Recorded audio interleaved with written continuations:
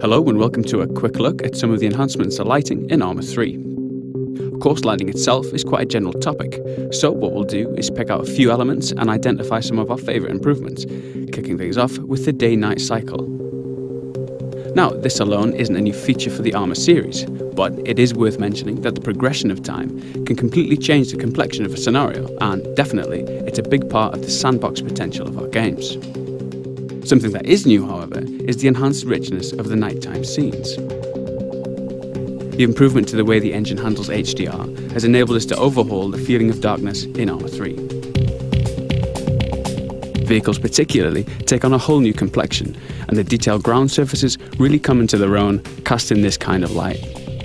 Now, these chem lights are one of my favourite new features. They offer a splash of colour to the night, illuminating and tinting the objects around them, as you can see on the barrel of this weapon as I move around using the new tactical pace, alluded to in an animations feature a few weeks back. So, if we take a look at the same scene, but now from a little further away, we can really begin to see the differences that the number of lights in a scene can make.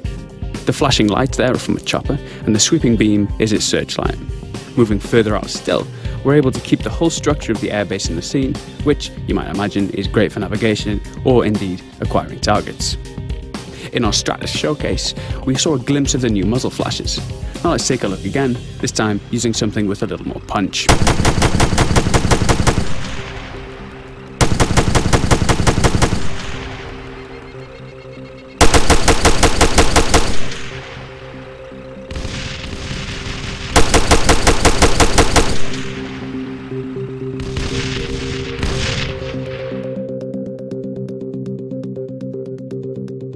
So, moving on.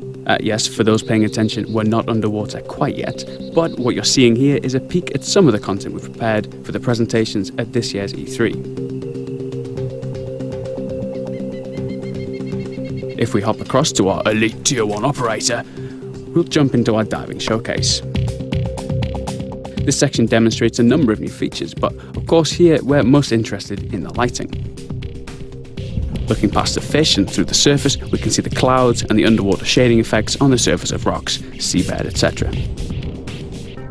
Things like these subtle particle effects zipping past and the seafloor clutter also really add to the overall impression of being underwater.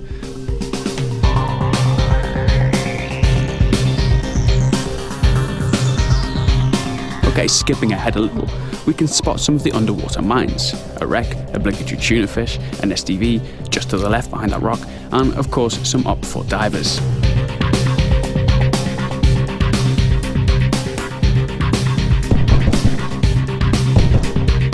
So that just about wraps up what we've got time to show for you now. As always, thanks for joining us, and if you'd like to see us at E3, we'll have much more information about that posted next week. Bye for now.